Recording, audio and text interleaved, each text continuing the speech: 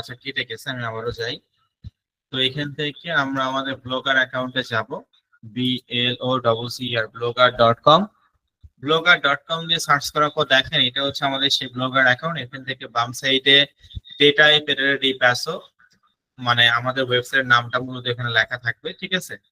তো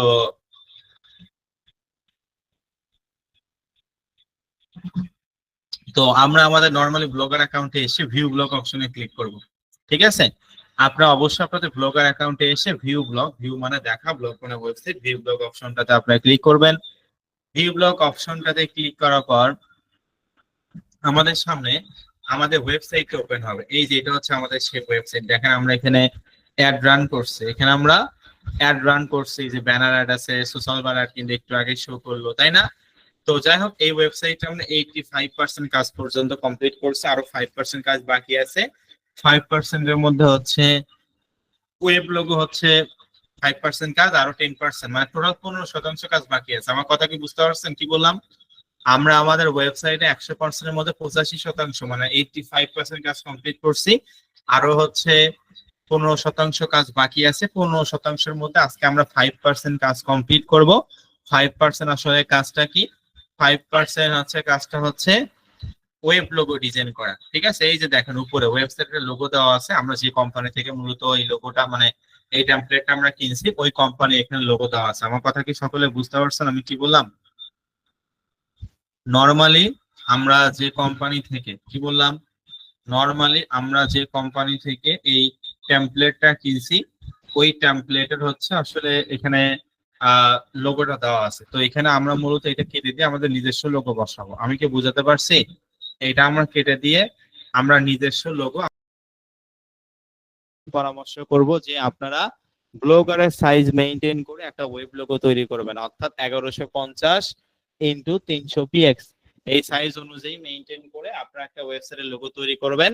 তবে আপনি যে মনে করেন না স্যার আমি 500 x 500 px, যেটা সাধারণত লোগো সাইজ পুরো ওয়ার্ল্ড ইউজ করে, আমি সে সাইজ ইউজ করব, সেটাও আপনি করতে পারেন। তবে ওই যে বললাম, আমরা যেহেতু ব্লগারের মাধ্যমে করতেছি, ব্লগারে যেহেতু আলাদা সাইজে আছে 1150 x 300 px, এই সাইজ দিয়ে তো ওয়েবসাইটের লোগোটা তৈরি করা সব।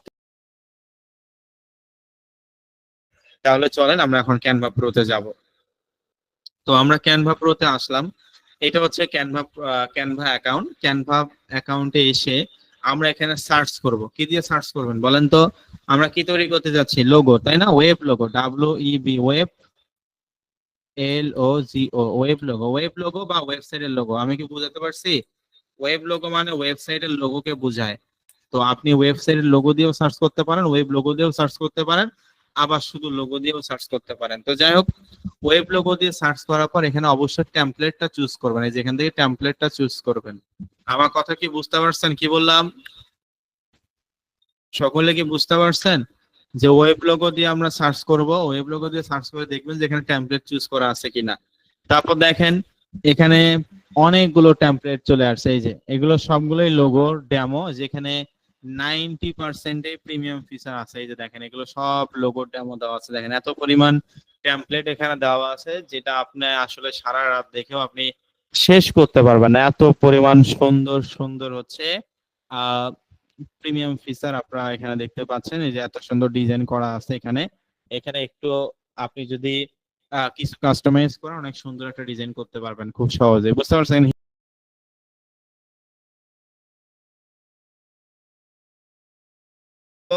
লোগো সাইজ হচ্ছে কত? 500 x 500 px, এই সাইজে এটা দেওয়া আছে। তো আমরা 1150 x 300 px এ করবো। তবে এইটা কাস্টমাইজ মানে পরিবর্তন করাকে বোঝায়, অর্থাৎ এই টেমপ্লেটটা আমরা পরিবর্তন করবো। এই জন্য কাস্টমাইজ দিস টেমপ্লেট এই অপশনটাতে আপনারা ক্লিক করে দিবেন।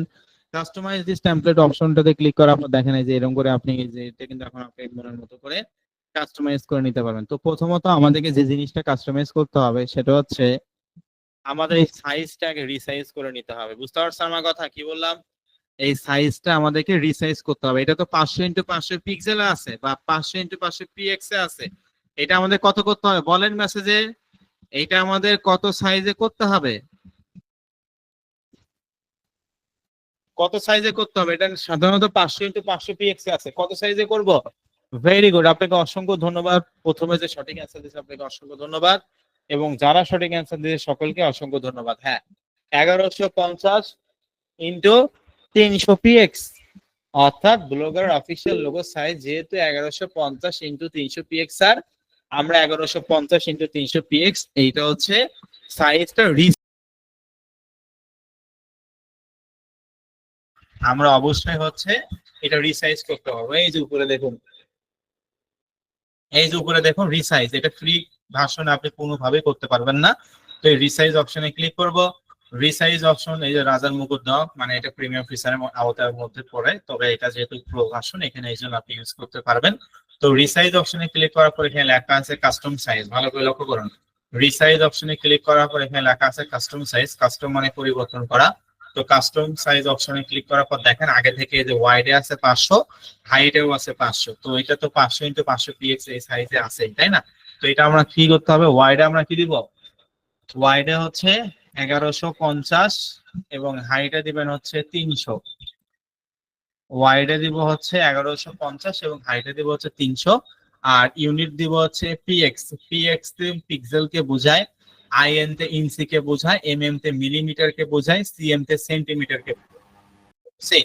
অর্থাৎ পিএক্স তে পিক্সেল বোঝায়, আইএন তে ইঞ্চি কে বোঝায়, এমএম তে মিলিমিটার কে বোঝায়, সিএম তে সেন্টিমিটার কে বোঝায়। তো আমরা এখান থেকে অবশ্যই 1100, ওয়াইডে দিব 1150, হাইটে দিব 300 এবং ইউনিট দিব পিএক্স মানে পিক্সেল। এইভাবে করে আমরা এখান থেকে যে লেখা আছে কপি এন্ড রিসাইজ, এখানে ক্লিক করে দিব। কপি এন্ড রিসাইজ অপশনে ক্লিক করার পরে যে দেখেন রিসাইজিং হচ্ছে, আমরা একটু ওয়েট করব। এই যে 1150 ইন্টু 300 পিএক্স আমাদের কিন্তু অলরেডি হয়ে গেছে। আমরা এখন কি করব, ওপেন। ওপেন 1150 ইন্টু 300 পিএক্স, এখানে আমরা চেক করে দিব। এই যে দেখেন এখন কিন্তু এই যে এটা মূলত আমাদের সেই ব্লগার অফিসিয়াল লোগো সাইজ আর কি। দেখেন আমরা কিন্তু খুব সহজেই এই লোগোটা শোনার জন্য। তো এখান থেকে এই ফাংশন গুলো আমরা ডিলিট করব, ঠিক আছে? এই ফাংশন গুলো আমরা ডিলিট করব। তো এটা সিলেক্ট করে ব্যাক স্পেসে ক্লিক করলে ডিলিট হয়ে যাবে। এরকম করে সিলেক্ট করলাম, ব্যাক স্পেসে ক্লিক করলাম, ডিলিট হয়ে গেল, ঠিক আছে?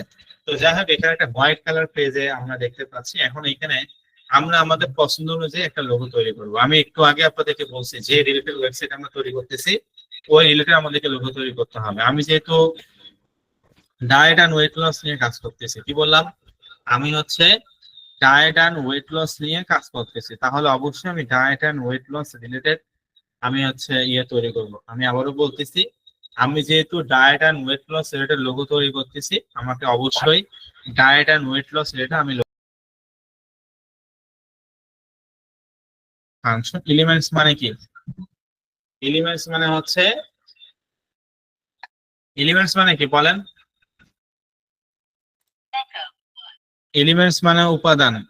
এলিমেন্টস মানে কি, এলিমেন্টস মানে হচ্ছে উপাদানকে বোঝায়।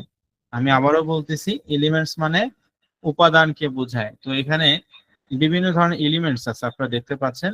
তো এলিমেন্টস অপশনটাতে আমরা ক্লিক করি। এলিমেন্টস অপশনে ক্লিক করার পর এখান থেকে আমরা সার্চ করব কি দিয়ে, ডায়েট। আমি ডায়েট রিলেটেড স্টিকার নিতে চাচ্ছি, আমি ডায়েট লিখে সার্চ করি। তো DI8 ডায়েট।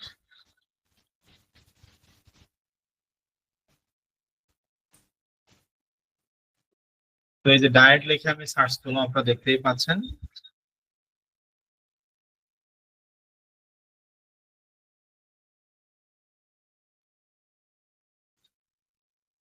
ওকে, তো ডায়েট লিখে আমি সার্চ করি। আচ্ছা, তো ডায়েট লিখে সার্চ করার পর দেখেন বাম সাইডে আমরা দেখতে পাচ্ছি গ্রাফিক্স।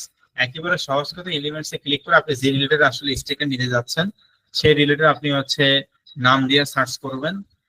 তারপর এখানে গ্রাফিক্স লেখা আছে, গ্রাফিক্স অপশনটাতে আপনারা ক্লিক করে দিবেন, ঠিক আছে? এই গ্রাফিক্স অপশনটাতে ক্লিক করার পর এখানে দেখেন ডায়েট এন্ড ওয়েট লস এর অনেক,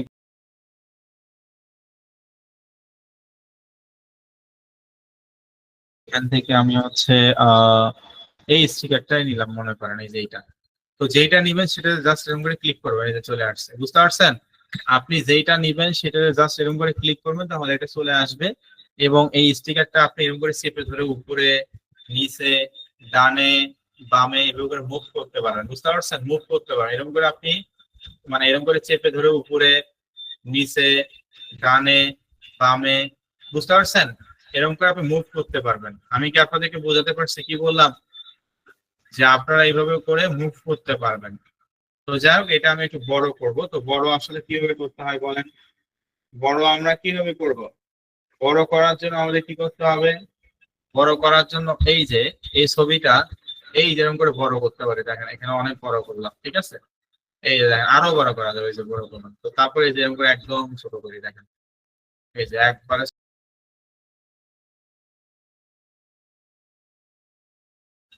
তো যাই হোক, এই ছবিটা দিয়ে ডায়েট আর ওয়েট লস ইঙ্গিত করতেছে। আমি এখানে আরো কিছু এলিমেন্টস মানে উপাদান বসাবো, যেমন এইটা আমি যদি বসাই, তো ডিজাইনটা মূলত নিজের কাছে, যত সুন্দর আপনি ডিজাইন করতে পারেন তত আপনার জন্য ভালো। তো আমি মনে করি এমনি এখানে দিলাম। ওকে, তো এই ছবিটা আমি এখানে নিব। তো এটা হচ্ছে ফ্রুটস টাইপের একটা ছবি আর কি। তো এটা আমি এই মেয়েটার পিছনে দিয়ে যাচ্ছি, মানে ব্যাকগ্রাউন্ডে দিয়ে যাচ্ছি। দেখেন এখানে বসলে ওনার ফেসটা কি দেখা যায়? কি ফেসটা দেখা যায় নাকি? ফেসটা কিন্তু দেখা যায় না। তো এটা আমরা পিছনে বসাবো, মানে এই মেয়েটার পিছনে ব্যাকগ্রাউন্ডে আমরা এটা দিব। এটা ব্যাকগ্রাউন্ডে দেওয়ার জন্য কি করতে হয় বলেন তো? ব্যাকগ্রাউন্ডে এইটা বসানোর জন্য আপনারা নর্মালি যারা ফোন ইউজ করেন, এই যে উপরে থ্রি লাইন আছে এখানে ক্লিক করবেন, অথবা যারা কম্পিউটার ইউজ করেন এখানে ক্লিক করার পর মাউসের ডান সাইডে ক্লিক করলেও হবে। তো যাই হোক, সহজটাই শিখে এখানে ক্লিক করার পর এই যে উপরে থ্রি লাইন মানে থ্রি ডট এখানে ক্লিক করবেন। ক্লিক করার পর এখানে লেখা আছে কি? এখানে লেখা আছে হচ্ছে লেয়ার। লেয়ারে আপনারা আসবেন, লেয়ারে এসে এখানে লেখা আছে send to back. Send to back এখানে ক্লিক করবেন, এই যে ব্যাকে চলে গেল, তাই না? এই মেটার পিছনে কিন্তু লিখবো। তো ক্যানভাতে যদি আপনি কোনো জিনিস লিখতে চান তাহলে কোথায় করতে ক্লিক করতে হবে বলেন তো? ক্যানভাতে যদি কোনো জিনিস ক্লিক করতে চান তাহলে কি করতে হবে? এই যে বাম সাইডে টেক্সট টিতে, টেক্সট করাকে মানে টেক্সট বোঝায়, ঠিক আছে? আপনি যদি ক্যানভাতে কোনো জিনিস পরিবর্তন করতে চান তাহলে বাম সাইডে যে লেখা আছে টিতে টেক্সট, এই টেক্সট অপশনে ক্লিক করবেন। টেক্সট অপশনে ক্লিক করার পর add a heading. Add a heading মানে এটা সব থেকে বড়, অ্যাড এ সাব হেডিং তার থেকে এটা আরো ছোট, তারপরে little bit of body text এটা থেকে আরো ছোট, বুঝতে পারছেন? এছাড়াও বিভিন্ন ধরনের প্রিমিয়াম ফিচারের অনেক সুন্দর সুন্দর ফন্টের আপনি, এই জন্য অ্যাড এ হেডিং, এই অ্যাড এ হেডিং এ ক্লিক করুন। আমি একটু লেখাটা বড় করে লিখতে যাচ্ছি, এই জন্য অ্যাড এ হেডিং এই অপশনটাতে আমরা ক্লিক করে দিব। অ্যাড এ হেডিং এই অপশনটাতে ক্লিক করার পর আমরা এখানে আসলে কি লিখবো? যে এখানে ফাংশনটা চলে আসছে, তো এখানে কি লিখবো? আমি যেহেতু ডায়েট এন্ড ওয়েট লস নিয়ে কাজ করতেছি, আমার ওয়েবসাইট নামটা আসলে এখানে লিখে দিব। তবে অবশ্যই আমরা যে দেশে কাজ করবো সে দেশের ভাষা দিয়ে আমাদেরকে ট্রান্সলেট করতে হবে। সকলে কি বুঝতে পারছেন? আমরা যে দেশে কাজ করব ওই দেশের ভাষা দিয়ে আমরা ট্রান্সলেট করবো, এই জন্য আমরা গুগল ট্রান্সলেটে যাব। গুগল ট্রান্সলেট, তো গুগল ট্রান্সলেট আমরা যাচ্ছি, দেখতেই পাচ্ছেন। গুগল ট্রান্সলেট এখানে এসে আমরা হচ্ছে এখানে সার্চ করব diet and weight loss, DIET, diet and weight loss. আলহামদুলিল্লাহ। আচ্ছা, তো যাই হোক, এখানে হচ্ছে আমরা ইংলিশে লিখবো diet and WEIGH weight LOSS, diet and weight loss. তারপর এখান থেকে ইটালিয়ান ভাষা করবো। আপনি জার্মানিতে কাজ করে জার্মান ভাষায় করবেন, ফ্রান্সে কাজ করে ফ্রান্স ভাষায় করতে হবে। যে দেশে কাজ করেন না কেন ভাই, ওই দেশের ভাষায় কিন্তু আপনাদেরকে ট্রান্সলেট করতে হবে, ঠিক আছে? তো দেখেন এখানে data diet and weight loss অর্থাৎ ইটালিয়ান ভাষা ডেটা এপিডেমিক আছে, এটা আমি সুন্দর করে কপি করব। কপি করা ক্যানভাতে গিয়ে এখানে আমি পেস্ট করে দিব, এই যে। তো আমরা ছোট থেকে শিখে আসছি যে প্রতিটা ওয়ার্ডের ফার্স্ট লেটারটা ক্যাপিটাল লেটার দিতে হবে। এটা আমি বিগত ক্লাসগুলোতে বলছি, আমি আবারও বলে দিচ্ছি। প্রত্যেকটা ওয়ার্ডের ফার্স্ট লেটারটা ক্যাপিটাল লেটার দিতে হবে। যে ডেটা এপিডেমিক আছে এটা আমি লিখলাম, ঠিক আছে? এখন আপনি যে মনে করেন, আপনি এখানে চাইলে লিখেও দিতে পারেন, আমি তো কপি করে পেস্ট করলাম, আপনি চাইলে দেখে দেখে লিখেও দিতে পারেন, টাইপ করে, নো প্রবলেম, যেটা ইচ্ছা করতে পারেন। তো এখানে আমি যেহেতু এই টেক্সটটা লিখলাম, এখন যদি বলেন যে স্যার এই টেক্সটটার ফন্টটা কি আমরা চেঞ্জ করতে পারবো? টেক্সট মানে তো লেখা, ফন্ট মানে ধরন। অর্থাৎ আপনি যদি এই লেখার ধরন পরিবর্তন করতে চান বা ফন্ট চেঞ্জ করতে চান, মানে টেক্সট যদি ফন্ট চেঞ্জ করতে চান তাহলে কি করতে পারবেন? অবশ্যই আমরা করতে পারবো, ঠিক আছে? কিভাবে করবো বলেন তো? এই টেক্সটের ফন্ট যদি আপনি পরিবর্তন করতে চান তাহলে আপনাকে নর্মালি এটাতে ক্লিক করতে হবে। ক্লিক মানে সিলেক্ট করতে হবে। এই যে আপনি নর্মালি এই লেখাটাতে ক্লিক করে চারপাশে একটা বর্ডার হয়েছে না? কি হয়েছে কিনা? চারপাশে কিন্তু একটা বর্ডার হয়েছে, ঠিক আছে? তো এইভাবে করে আমরা মানে এখানে ক্লিক করব, ক্লিক করার পরে এই যে উপরে উপরে ভালো করে দেখুন ক্যানভা সান্স লেখা আছে। অবশ্যই যে ফন্টটা আপনি বা টেক্সটের ফন্ট আপনি পরিবর্তন করবেন ওই ফন্টটাতে কিন্তু আপনাকে এরকম করে ক্লিক করতে হবে, ঠিক আছে? এরকম করে ওই ফন্টটাতে ক্লিক করবেন, তারপরে এই যে উপরে লেখা আছে ক্যানভা সান্স, এই ক্যানভা সান্স এই অপশনটাতে ক্লিক করবেন। ক্যানভা সান্স এই অপশনটাতে ক্লিক করার পর এখান থেকে দেখেন অসংখ্য ফন্ট আসছে, অসংখ্য ভাবে টেক্সটের কালার পরিবর্তন করার জন্য এটা এই টেক্সটটাতে নরমালি এরকম করে ক্লিক করতে হবে, মানে সিলেক্ট করতে হবে। ক্লিক করার পর এই যে উপরে দেখুন, ক্লিক করার পর উপরে দেখুন লেখা আছে এতে এটা টেক্সট কালার বলা হয়, বুঝতে পারছেন? তো এখানে ক্লিক করার পর এই যে কি কালার দেবেন, এই যে রেড কালার না কি কালার, এই যে দেখেন এখানে কিন্তু কালার পরিবর্তন হয়ে যাচ্ছে, ঠিক আছে? তো আপনার যেটা ইচ্ছা ভাই আপনি সেই কালার দিতে পারেন, এখান থেকে কালার অনেকগুলো আছে, কোনো সমস্যা নাই। তো এখান থেকে আমি মূলত কোন কালারটা দিব, আমি এখান থেকে রেড কালারটা দিব, বুঝতে পারছেন? রেড কালারটা কেন আমি দিচ্ছি সেটাও আমি পরে বলবো আপনাদেরকে। আপাতত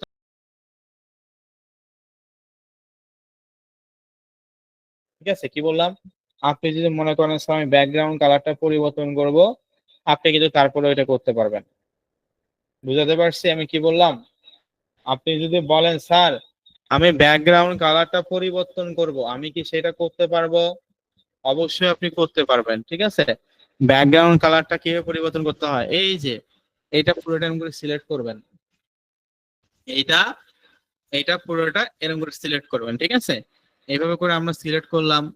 এভাবে করে সিলেক্ট করার পরে এই যে উপরে এটার নাম হচ্ছে ব্যাকগ্রাউন্ড কালার, ভালো করে মাউস বাটন লক্ষ্য করুন, এটা ব্যাকগ্রাউন্ড কালার। এখান থেকে আপনি যে কোনো কালার দিতে পারেন, এই যে দেখেন, ঠিক আছে? যেটা ইচ্ছা আপনি কিন্তু সেম ওই কালার মানে দিতে পারবেন। তারপর যদি গ্রাডিয়ান কালার দিতে চান, এই যে গ্রাডিয়ান কালার কিন্তু আপনি চাইলে দিতে পারেন, মানে এটাকে মিক্স কালার বা গ্রাডিয়ান কালার বলা হয়। তো যাই হোক এটা আমি আসলে কোনো কালার দিব না, আমি এটা হোয়াইট কালার ব্যাক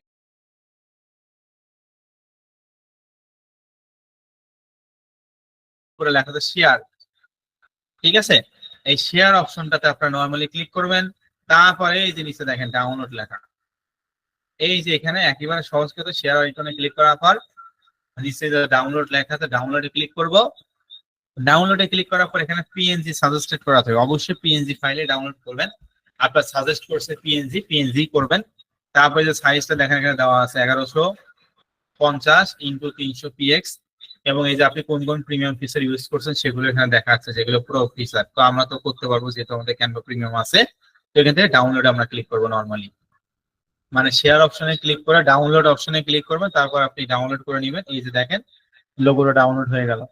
দেখেন কতটা ভালো কোয়ালিটি ব্লক লোগো। ডান পাশে যে এডিট অপশনটা আছে, ডান পাশে এডিট, এই এডিট অপশনটাতে আমরা ক্লিক করে দেবো। এডিট মানে পরিবর্তন করা। তো এডিট অপশনে ক্লিক করার পর আমাদের সামনে এই ধরনের একটা ফাংশন আসবে। এখান থেকে আমরা নিচে যাবো, যে লোগোটা আমরা এখানে দেখতে পাচ্ছি। তো এখানে নরমালি লেখা আছে upload image from computer. Computer বা ল্যাপটপের ক্ষেত্রেও এখানে আপলোড ফ্রম কম্পিউটার, মানে আপলোড ইমেজ ফ্রম কম্পিউটার লেখা থাকবে। ফোনের ক্ষেত্রেও কিন্তু আপলোড ইমেজ ফ্রম কম্পিউটারই লেখা থাকবে, একই বিষয়, বুঝতে পারছেন? তো আপনারা normally upload image from computer এখানে ক্লিক করবেন। ক্লিক করার পরে চুজ ফাইল, এই চুজ ফাইল অপশনে ক্লিক করবেন।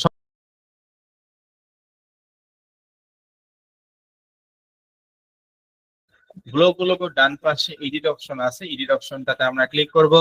এডিট মানে পরিবর্তন করা। এডিট অপশনটাতে ক্লিক করার পর এখান থেকে আপনারা দেখতে পাচ্ছেন নিচে আপলোড ইমেজ ফ্রম কম্পিউটার।